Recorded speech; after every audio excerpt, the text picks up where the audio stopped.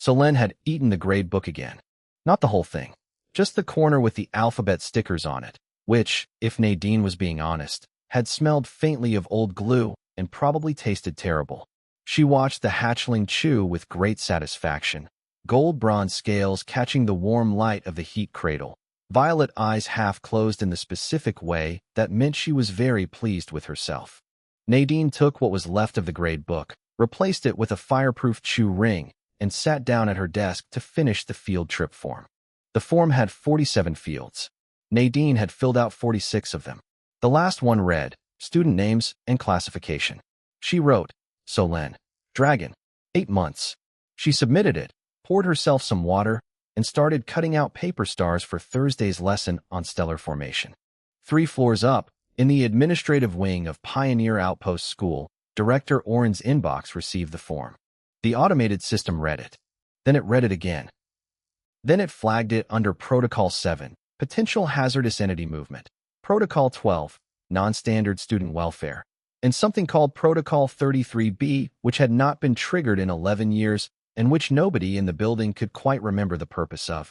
All 3 flags sent alerts to the Union's Central Educational Compliance Office, the Regional Safety Bureau, and, through a chain of automatic escalation that had been set up during a very different time, the Outer Systems Patrol Command. None of this reached Nadine. She was cutting stars.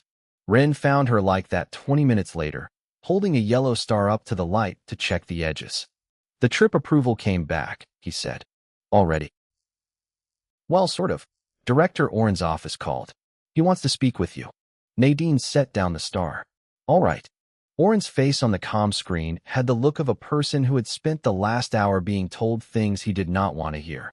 He was a large, broad-shouldered alien with 4 eyes, 2 of which tended to go slightly unfocused when he was stressed.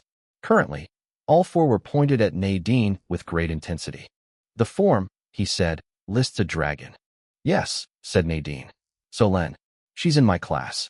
She is classified as a Class 9 apex biological hazard by the Galactic Union. She's also 8 months old and scared of loud noises, said Nadine. She cried for 6 minutes last week because Ren dropped a stapler. Orrin's upper eyes twitched. The field trip destination is the Verilyn Nebula Conservation Reserve. That is 2 star systems away. Yes, the curriculum requires exposure to natural celestial phenomena. It's in the Educational Code. Section 14, Clause 7. She waited. Would you like me to read it to you? There was a pause. Orrin turned slightly away from the screen. She could hear him talking to someone off camera in low, tight tones. Then he turned back. Legal is reviewing it now. That's fine. I'll wait. She waited. She picked up another star and checked its edges. Ren stood in the doorway eating a snack bar and watching with the calm interest of someone who had seen this before. For minutes later, Orrin returned. He looked like a person who had bitten into something sour and was being professional about it. Legal confirms your citation is correct, he said. The trip is approved. Thank you, Director. I want a full risk assessment filed before departure. I've already done one. Ren will send it over. Ren, mouth still full, gave a thumbs up. Orrin looked at both of them for a long moment. Is there anything else you need? An extra pen, said Nadine. Mine keeps running out. She ended the call. Behind her, Solène had finished the chew ring and was now pressing her snout against the classroom viewport, watching a shuttle drift past outside. Her breath fogged the glass in a small, warm cloud. She drew a circle in it with one claw, then looked at Nadine to see if she had noticed. Nadine had. She smiled at her. What she did not know, what nobody thought to tell her, was that the moment the approval went through, an automated flag and patrol command system quietly rerouted a small wing of 4 ships toward the Verilyn corridor. The system had done it automatically. It had done it the same way it would route ships toward a weapons test or a creature migration or anything else that registered as a moving Class 9 signature. The ships began moving before Nadine had finished packing the trip bag. The trip bag contained snacks in a fireproof container, a spare heat blanket, the educational clearance documents, a first aid kit, 2 laminated star charts, and, as of Ren's edition, 1 extra pen. Solène watched her packet. When Nadine zipped it shut, Solène made a low sound, something between a hum and a purr, and went back to drawing circles on the glass. They were leaving in the morning. The galaxy did not know that yet. The docking bay had never cleared out so fast. It was not dramatic. Nobody screamed. Nobody ran. The technicians and dock workers simply found things they needed to do in other parts of the station with a speed and efficiency that suggested they had been quietly planning this for some time. One woman remembered a meeting. One man recalled an urgent calibration job 3 levels down. A third person just left and did not offer a reason, which was perhaps the most honest of all. By the time Nadine, Ren, and Solène arrived at the bay, there were exactly 2 dock staff remaining, both standing very still near the far wall, both looking at a clipboard with tremendous focus. The shuttle was a standard Union educational transport, boxy, reliable, and extremely beige. Ren hauled the equipment bag up the ramp. Nadine carried Solène's travel carrier, which was certified for Class 9 entities and had cost the school board 2 months of negotiations and 1 strongly worded letter. The carrier's left side panel had a long, dark scorch mark where Solène had sneezed on it that morning. It still held together. Structurally, the engineers had not lied. Solène walked up the ramp herself, which she always insisted on. She made it 4 steps before she got distracted by the sound the ship made, a low hum deep in the floor, and stopped to press her ear against the metal. Her tail swished once. Her scales shifted color slightly in the way they did when she was thinking. "Come on, Sonny," said Nadine. Solène considered this for 2 more seconds, then followed. The dock staff breathed out. In space, the transit corridor between Pioneer Outpost and the Verilyn system was a well-monitored stretch. There were relay stations every half-light year, automatic bioscanners at 2 checkpoints, and a regional patrol log that updated every few minutes. It was designed for exactly this kind of routine movement. It was not designed to be routine about a dragon. The first scanner picked up Solène's biosignature at Checkpoint Orin. The system read it, classified it as Class 9 Apex, and sent an alert to 3 tracking stations with a tag that read, "Unescorted entity, verify." It did this because the format had been designed around assumed that a Class 9 entity would not be accompanied by a school teacher with a tote bag. There was no checkbox for that. Station Morrow received the alert and forwarded it. Station Breck received it and escalated it. Station Pell received the escalation, did not fully understand it, and sent it on to the nearest fleet authority, which was the flagship of Admiral Breva's patrol wing. Breva was a tall, sharp-edged woman who had spent 22 years in fleet command and had a reputation for calm. She read the alert. She read it again. She had her signals officer pull the biosignature data. The data came back clean, unmistakable, and deeply alarming. A Class 9 entity, moving through the corridor at shuttle speed, on what the system listed as an educational transit permit. "Get me everything on that shuttle," she said. Meanwhile, on the shuttle itself, Ren was eating a sandwich. He had a travel guide to the Verilyn Reserve open on his tablet and was reading a section about the reserve's bioluminescent asteroid fields with the mild enthusiasm of someone who genuinely liked rocks. Nadine was grading papers. She had a red pen in hand, the extra one Ren had packed, and was working through a set of early pattern recognition exercises from her younger students. Solène had discovered the viewport. She was pressed flat against it, both front claws on the glass, nose leaving a fog circle every time she exhaled. The stars outside were very still and very bright. She had never seen them from a moving ship before. Her scales were doing the thinking color again, shifting slowly between gold and a deeper amber. Every few minutes, she would make a small sound. Not loud, just checking that Nadine was still there. Nadine was still there. "That's the Orth belt," Nadine said, without looking up from her papers. "Those 3 bright ones in a line. Old navigators used to use them to find the trade routes." Solène pressed her nose harder against the glass. "You can put it on the list for Thursday," said Nadine. "We'll do a proper lesson." On Breva's flagship, the situation report had not improved. The shuttle's registration was legitimate. The transit permit was real. The educational clearance was, improbably, entirely in order. There was no weapon signature, no secondary entities, no distress signal, just a dragon, in a shuttle, with 2 humans, heading for the Verilyn Reserve. Breva looked at her patrol commander. Her patrol commander looked at her. "Do we hail them?" he asked. "Not yet," said Breva. She was thinking. "Move the fleet to observation range. Quiet. Nothing that reads as aggressive." "Yes, Admiral." For ships began moving. very quietly, in the way that four-armed patrol vessels could be quiet, which was not particularly quiet, but was the best available option. Counselor Dasseth, in her office 2 star systems away, received the fleet's updated position report as part of her standard morning security briefing. She read it. She cross-referenced it with the field trip approval that had crossed her desk the previous afternoon. She made it a habit to read unusual approvals, and a dragon on a field trip was certainly unusual. She set her briefing down. She picked up her tea. She looked out her office window at the stars for a moment with the expression of someone who had just realized they were about to watch something very interesting happen. She did not send any alerts. She just watched. And in the shuttle, Solène fell asleep against the viewport, her breath fogging the glass in a slow rhythm, the stars still and bright beyond the glass, going nowhere at all. Wren took a photo of it for the class newsletter. Tully had worked at the Verilyn Nebula Conservation Reserve for 6 years and had dealt with most things the job could throw at a person. She had handled a tourist who wandered into the restricted asteroid field and got his boot stuck in a magnetic lock for 3 hours. She had managed a small fire in the East Sensor Tower caused by a visiting research team's faulty equipment.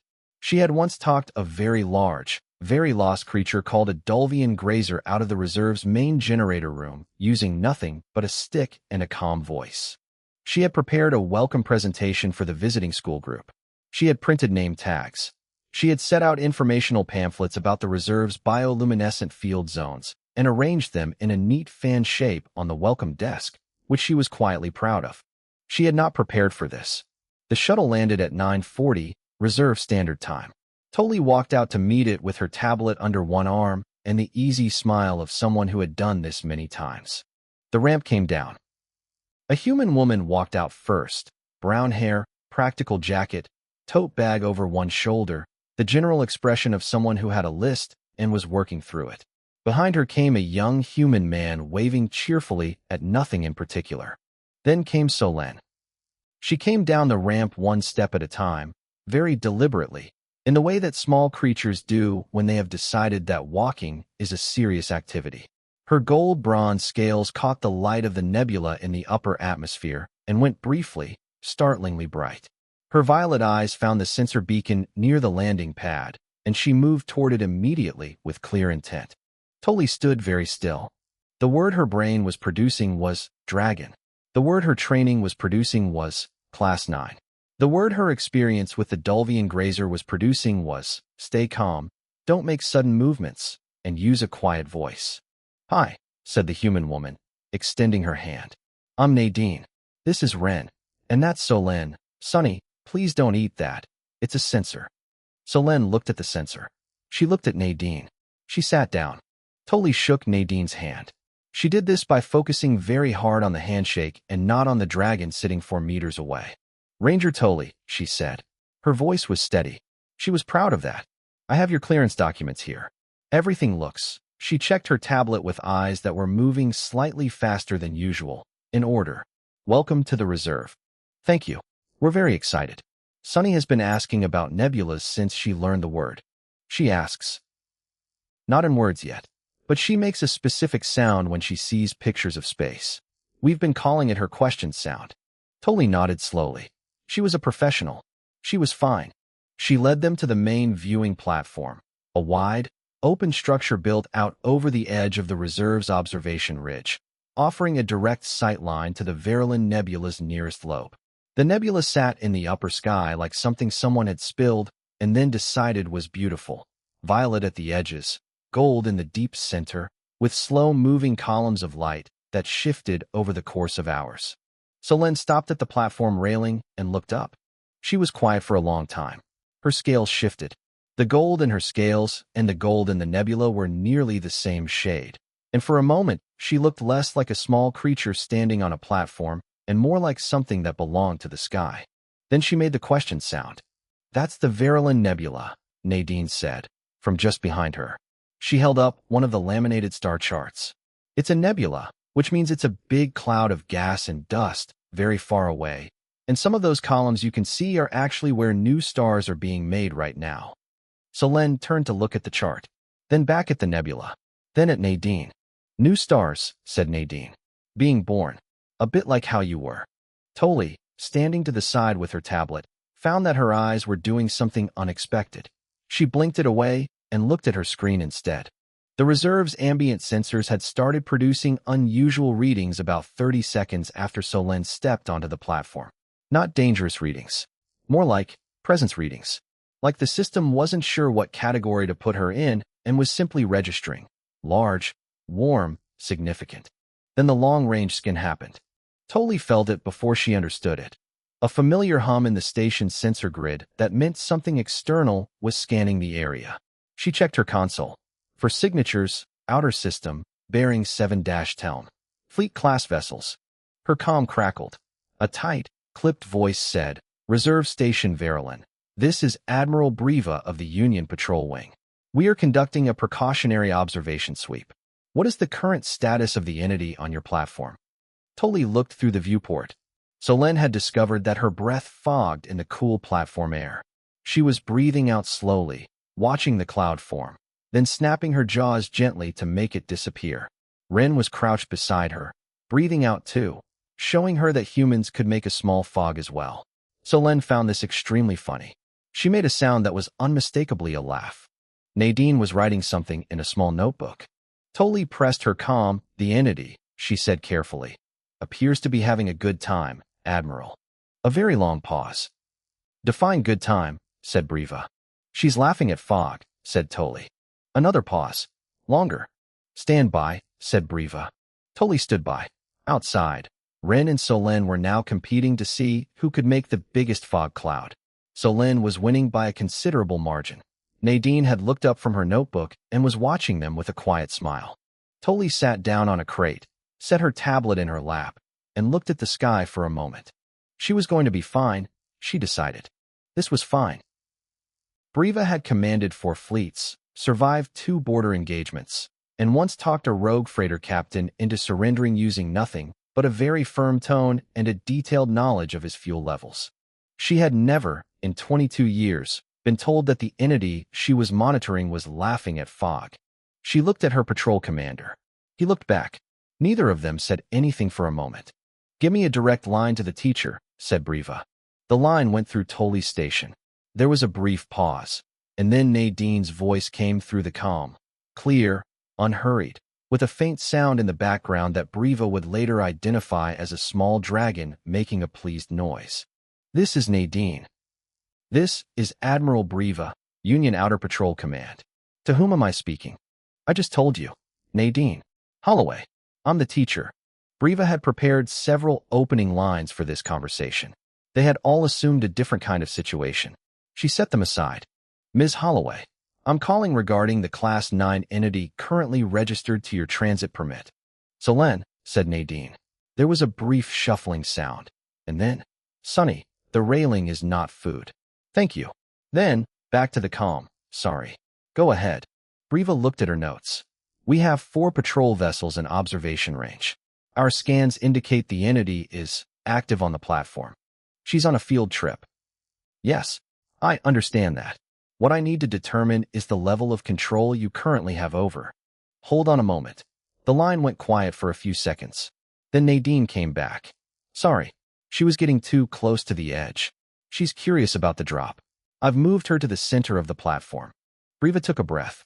Ms. Holloway, a Class 9 entity classification indicates a creature capable of catastrophic. I know what the classification says. Then you understand why we have 4 ships in this system. I do, said Nadine. Her voice was not unkind. It was the tone of someone who understood a problem clearly and had already thought about it longer than the person they were talking to. I understand the protocols. I understand why your ships are there. But I want to ask you something, Admiral. Briva said nothing. She waited. In your threat assessment, said Nadine, what does Solen actually do? Specifically, what has she done? Right now, at this moment, that is a threat. Briva looked at the latest scan report on her screen. Biosignature, active. Movement, moderate. Heat output, within expected range. No energy discharge. No distress signals from the station. No damage reports. That's what I thought, said Nadine, and her voice was still not unkind, which somehow made it worse. She's 8 months old. She's looking at a nebula for the first time. She doesn't know your ships are there. And if she did, She'd probably want to show them her fog trick. Her fog trick. She breathes on glass, makes fog, finds it very entertaining. In the background, unmistakably, Solène made a sound. It was a bright, short sound, curious, light, unconcerned. The kind of sound that had no business coming from something with a Class 9 classification. One of Breva's bridge officers coughed quietly. "Are you," said Breva slowly, "in control of the dragon?" The pause that followed was thoughtful, not evasive, just considered. "Nobody controls a dragon," said Nadine. "But Sunny trusts me, and I trust her. And that's what we've built, over 8 months of class and snack time and falling asleep on my desk on Tuesdays. That's what's keeping your ships safe right now, Admiral. Not protocol, not proximity. Trust." The bridge was very quiet. "Is she?" Breva started, then stopped. She tried again. "Is she safe? Right now?" "As long as nobody startles her loudly or takes her snacks," said Nadine. "Both of those are in the educational clearance documents, page 3. Would you like me to resend them?" "No, I have them." "Then you have everything you need." There was a pause. Breva covered the comm with one hand and looked at her patrol commander. He had the expression of a man who was actively trying not to react to something. "Stand the fleet down," said Breva quietly. "Hold position. Silent running." He nodded and turned to relay the order. Breva uncovered the comm. "Will remain in the system for the duration of your visit. Standard observation." "That's fine," said Nadine. "We'll be done by late afternoon. I want to get Sunny back before dark. She doesn't sleep well in new places unless she has her routine." "Understood." "Thank you, Admiral." Breva ended the call. She sat for a moment, looking at the scan screen. Solène's biosignature was steady, warm, and utterly unconcerned with being classified. Behind her, someone on the bridge crew made a very small sound. She turned. The junior signals officer was looking at his screen with great intensity, clearly trying not to smile. "Something funny, Ensign?" said Breva. "No, Admiral," he said. "The entity just drew something on the viewport glass. Looks like a face. Maybe a person." Breva looked at the scan image he was pulling up. A fog drawing on a shuttle viewport, done with one small claw. Round head, 2 lines for eyes. Something that might have been hair. Solène had drawn Nadine. Breva looked at it for longer than she needed to. 2-star systems away, in her quiet office, Counselor Dasseth had been listening to the entire exchange through the fleet comm feed, which she had access to and had been monitoring since morning. She set down her tea. She opened a new document and began to write a memo. She wrote quickly because she had been thinking about it for several hours, and the words came easily. The subject line read, "Verilyn Initiative, Draft Proposal." She was smiling as she wrote it. Wren sent the newsletter update at 14:22, Reserve Standard Time. He had meant to send it to the private parent channel. The parent channel had 39 subscribers, mostly parents and 2 grandparents who were very enthusiastic about everything and replied to every post with encouraging words. It was a quiet, tidy little channel, and the update would have lived there peacefully and been appreciated by the appropriate people. He sent it to the public school newsletter instead. The public newsletter had 40 subscribers. 41, if you counted the automated archive bot, which Wren had forgotten about entirely. The newsletter was public-facing, indexed, and shareable. He did not realize his mistake for 40 minutes. By then, it had been reshared 600 times. The update contained 3 things: a short paragraph about the trip, 2 photos, and a clip of sensor footage that Tully had shared with them as a keepsake. The paragraph was pleasant and unremarkable. The photos were lovely. The footage was something else. 22 seconds. Handheld, slightly unsteady, taken from inside the viewing platform. In it, Solène stood at the railing in the blue-violet light of the Verilyn Nebula, her gold-bronze scales lit from above like she was made of the same stuff as the stars. Her head was tilted back. Her violet eyes were wide open. She was completely still, which for an 8-month-old dragon was unusual enough to be striking. And Nadine stood beside her, one hand resting gently on the railing, pointing upward at one of the nebula's bright columns, talking. You couldn't hear the words, but you could see Solène's head turn toward her, and then back to the sky, and then toward her again. Listening. Actually listening. At the 600 mark, it reached a distribution network. By hour 2, it had 4 million views. The comments were not all the same. What is wrong with this woman? 847 likes. She just pointed at the sky and the dragon looked. 12,400 likes. This is how humanity ends. A teacher. 2,300 likes. I have watched this 14 times and I cannot explain how I feel. 31,000 likes. The dragon is listening. It's actually listening to her. 58,000 likes. The teacher looks so calm. Why is she so calm? What is her secret? 44,000 likes. Her secret is she brought snacks, and she showed up every day. 89,000 likes. By hour 4 it had reached Counselor Dasitha's assistant, who brought it to Dasitha's attention with the quiet urgency of someone who understands that their boss will want to know. Dasith watched it once. Then she opened the memo she had been writing and added 3 new paragraphs. By hour 5, Director Oren had seen it. He called Nadine. She answered from inside the shuttle. They were packing up to leave the reserve, with Solin visible in the background, carefully examining the heat blanket that Ren was trying to fold. "Ms. Holloway," said Oren, "are you aware that a video of your field trip is currently one of the most viewed pieces of content on 3 separate union-wide distribution networks?" "I was not," said Nadine. "Ren, did you send the wrong newsletter?" Ren, from off-screen, said, "I may have sent the wrong newsletter." Oren made a sound like a slow exhale through a very small opening.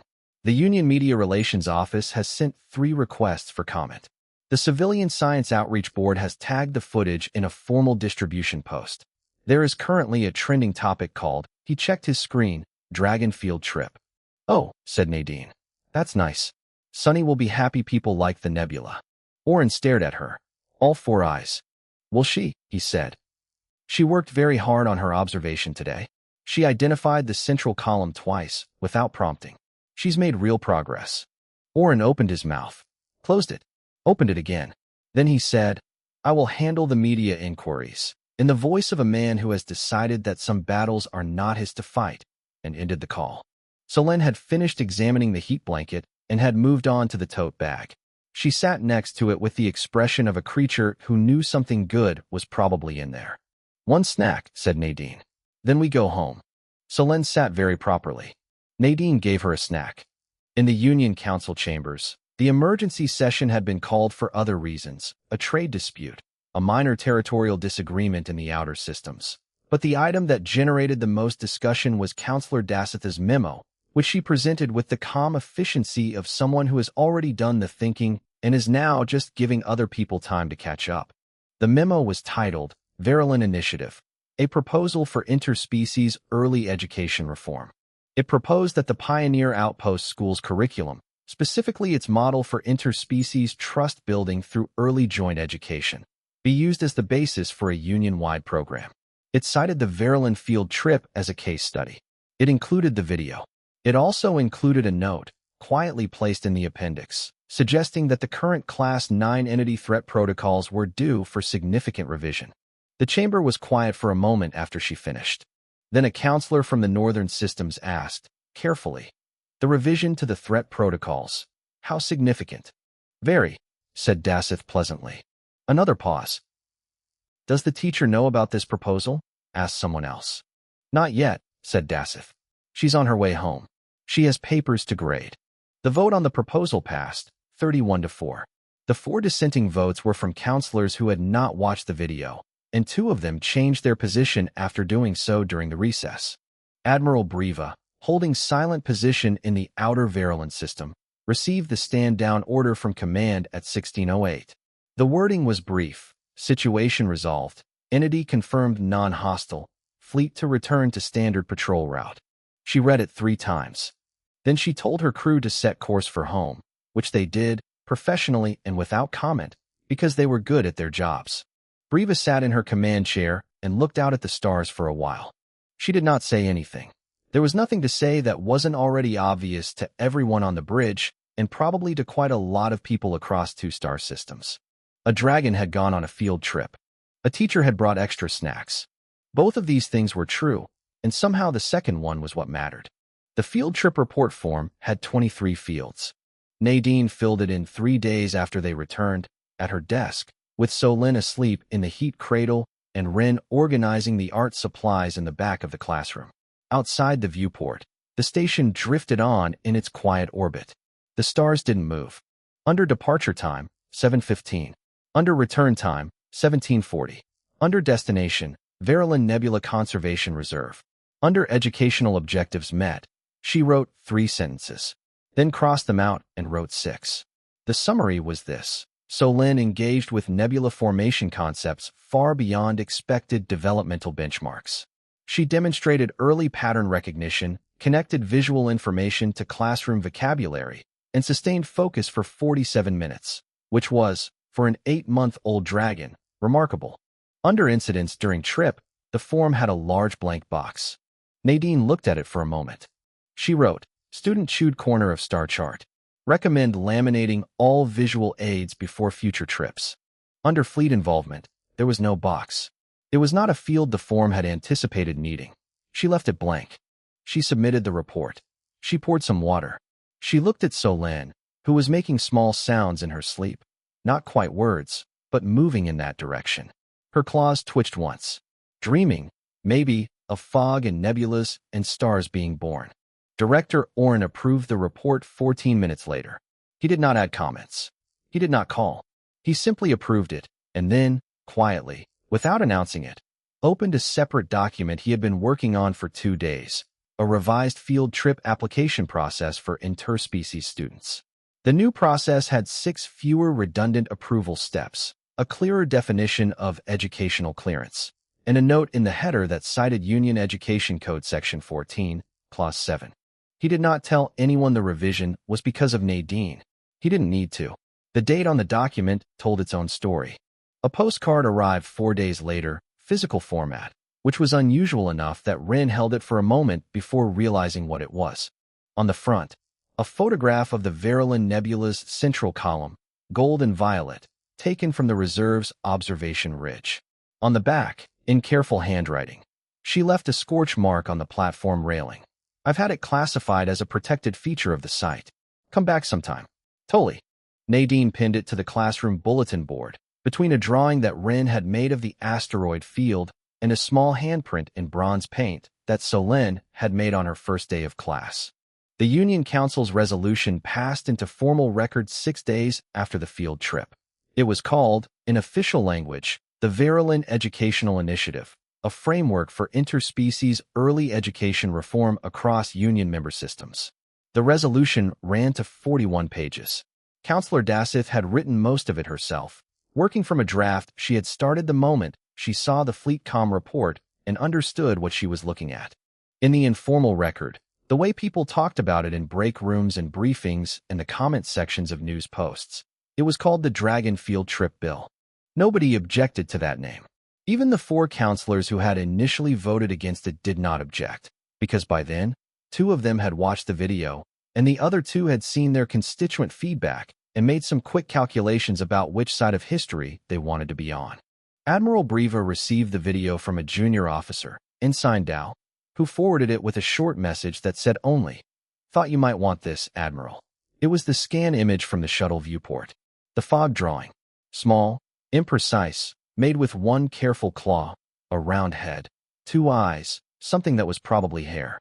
Solin's drawing of Nadine. Breva had it printed at proper size on good paper. She framed it. She put it on the corner of her desk where she could see it without looking directly at it, which was the kind of placement that meant something. She did not explain it to anyone who asked. She just said, "Field trip," and left it at that. And people who knew her well understood that she was not going to elaborate, and they respected that. In the classroom, Solin was learning new words. It went slowly, the way it did with young dragons, not through sound alone, but through association. Sound plus object plus feeling. The word had to mean something before it stuck. In the week after the field trip, 3 words stuck. Nebula. She said it first on the Tuesday after they returned, looking at a star chart on the wall, making the sound carefully and imprecisely but unmistakably. Nadine wrote it in the progress log. She underlined it. Patience. This one surprised Nadine. Solin had heard it used so many times. Wait with patience, Sonny. Patience means we try again, that it seemed to have settled somewhere deep and taken root. She used it when Wren dropped the art supplies and made a loud noise, and then looked embarrassed. Solen looked at him with great seriousness and made the sound. Patience. It came out as patience. Ren looked like he might cry a little bit. He didn't, but it was close. Laminated. This one was entirely Nadine's fault for saying it too many times while prepping for the next trip. Nadine recorded all 3 in the progress log. Under each one she wrote the date, the context, and a short note. Under patience she wrote, used correctly and with intention. Under laminated she wrote, also used correctly, context unclear, but delivered with confidence. The galaxy had panicked. There had been 4 ships, 2 escalated alerts, a fleet on silent running, and a Union Council resolution that would reshape education policy across a dozen systems. And Solen had learned 3 words, looked at a nebula, made a fog drawing, and eaten the corner of a star chart. Both of those things had happened. Both of them were real. Nadine turned off the classroom light. The stars stayed where they were. She went home.